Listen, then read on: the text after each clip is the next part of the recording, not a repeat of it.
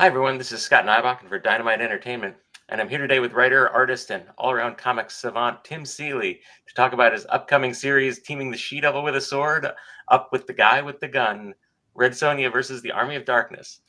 Tim, thanks for joining us on the channel. Thanks so much for having me. And like I said, I apologize. I have a little bit of flu going on, so I might be a little goofy, but I'm going to cure that with a Three Floyd's Turbo Reaper IPA. So that's anything. That's it. The goofier, the better. To start off, I believe this is your first Red Sonja book, which seems crazy given your resume. But I assume you were already familiar with the She-Devil before this assignment. Did you have any pre-existing adventure ideas for her that made their way into the book? I actually was surprised to find I hadn't ever written Red Sonja as well. I was like, wait, what? I have drawn covers for her before. Yes, I grew up on Red Sonja stuff. I was a huge Barbarian, He-Man stuff, so obviously, but big Barbarian fan in my house, Conan, Red Sonja, and I was always picking up the old comics, the like Marvel era sort of 70s, 80s stuff. I would always find them in bookstores and stuff when I was a kid, used copies. Yeah. So the Frank Thorne stuff and all that. And they were just like these weird, I was like 9 or 10 or something, and they seemed like these like weird objects from another planet. They're like weirdly sexy and dark. And so I didn't have any stories I wanted to do per se, but the vibe of those old ones were like the way Frank Thorne drew it, and other people Buscema and stuff. But she looked like this really florid, like bright, kind of gross, goopy world. Like she's always going through some weird jungle, and there's always like big plants. My first cover is like, there you go. That's like how I see it. It's like all these. She just like lived in this version of Hyboria that seems so like just, I don't know, gross and organic and all these sort of stuff, even more than the Conan stuff, which I think was a lot of Frank Thorne. So I just knew when I came into it, like that's the kind of world I thought Ash should drop into, because he comes from Michigan. Like he's just a guy from like a shitty town in rural America, and that to me seemed like the way to take advantage of all the things about these characters, that are different, and also the similar, like drop him into her world seemed like the best way, because we've seen him go in the past, obviously, and in Army of Darkness, the film, he's in like medieval England, and it's just sort of a field, it's like a rocky, whatever's just, but what if he like went into this really populated, crazy fantasy world is kind of my take. Yeah, and you've written several other crossovers for Ash Williams before, but this is his first meeting with the legendary Hyrcanian swordswoman. How well do you think the two characters complement each other as an evil fighting unit? And how close do they actually come to killing each other instead? That's why I really want to play up. Just Ash is a sexist, old-fashioned, narrow-minded, lovable idiot. Like that is the character, and I love him for that, and I always have. And Sonja is, this like out of time, like baddest ass lady of her era, hyper feminist survivor, and so obviously that's their conflict. Ash sees her; she's half naked. He thinks, I'm going to touch that, and she is like no bullshit. But I think and that's obviously the first way that they react, and we've seen him in this way before, the way he is with Sheila and stuff like that in Army of Darkness film. But I just want to play up like he's still a stranger in a strange land. When he goes to her, he's in her place. And so at first, obviously, he needs her. And then as we go along, it's like she kind of, when they're dealing with the Necronomicon, this is his specialty. Like as much as he has screwed everything up possible with the Necronomicon and with the Deadites, he does know more than she does. So it kind of is I want to play a situation where when she first meets him, she just wants to get rid of him so badly.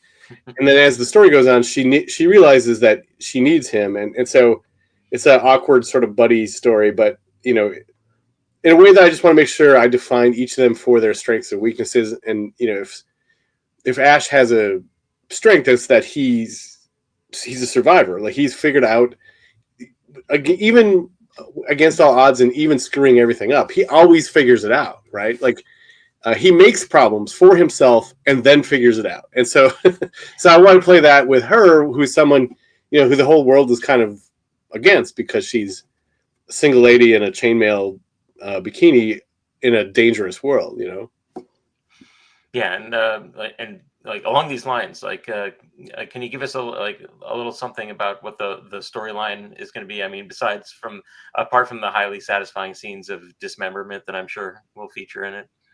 Yeah, I mean, so basically our story is, very simple. Beginning story is that Ash is feeling lonely and he's living in rural Michigan, and so he decides to check in on Sheila. And of course, because she's in the past, only way he can do that is to check a history book. Can't go on Facebook and stalk his ex. So he checks a history book and finds out that the entire village that she lived in, was destroyed by a red-haired she-devil. And so he's like, that doesn't seem right. That's not what I remember. So he grits out the Necronomicon and goes into the past to try to figure out what has happened here. And very quickly discovers that he is the cause of all the difficulty because, Sheila's world is in medieval England, like 1100 or something. And Red Sonja is from 11,000 years before that. So Ash overshoots by a really long shot and ends up in Hyboria and immediately makes a mess of things. And so, and then we get to bring back a sort of classic Red Sonja villain who is perfect for this kind of stuff because he's the guy who also, has tromped around Marvel for years, but he's a Red Sonja villain to begin with. And so we play up that kind of connection. He's been to the modern world and he's done, he's conquered this place before, and now he wants in again. So he's laying the seeds in the distant past to make that happen. Nice. And the artist on the series, Jim Terry, seems particularly well suited to this book, at least based on the pages that I've seen. Did you recognize from the beginning that he was the ideal candidate to realize your vision of gore-spattered pandemonium? Yeah, I mean, so Jim and I worked on a lot of things together. He's one of my best friends. He lives here in Chicago, but we did Deathstalker together. I just happen to have that poster behind me. But Jim loves sort of historical stuff, but above all, he loves Conan. And so when we did Deathstalker, I knew if I didn't ask Jim to draw it, he would be mad at me forever. So we did Deathstalker, and he's just the perfect guy for like gross, gloopy, goopy fantasy stuff. And so when I talked to Joe Ryban about doing this, one of the first things he said is, I don't know, if you guys want to do the Deathstalker team reunited on this, I'd be happy with that. I was like, thank you. So I asked Jim about it. But it's very much, Jim and I have an aesthetic that we've developed over all these projects we work together, which is just a real love for these genres, these pulpy genres, Westerns and fantasy, sword and sorcery, and this kind of Robert E. Howard influence work. Obviously, Deathstalker is one of those things. And this is the actual stuff. I mean, this is actual Robert E. Howard stuff. So, Jim was the perfect guy for it. I mean, Jim makes things kind of ugly and dirty and lived in. And so now I also had to add, okay, Jim, you have to now draw like a beautiful redhead lady running around in this ugly world, which you're going to be so great at. Yeah, and the Army of Darkness timeline is famously complicated, but yet also very flexible. With that in mind, will there be any subtle tie-ins with Dynamite's recently completed Army of Darkness Forever series? Yeah, I mean, it's by Tony. Tony and I worked on Local Man together. I read the entire series. Yeah, I mean, I consider that Ash to be Ash, right? I mean, I consider the Ash from the Hack Slash crossover and the Ash I consider them all to be the same guy. And yes, there are contradictions, but that's Ash's life, right? It's full of contradictions. So anything that's doesn't line up can be attributed to Ash not remembering what happened, or admonishing changing the truth to fit his narrative. So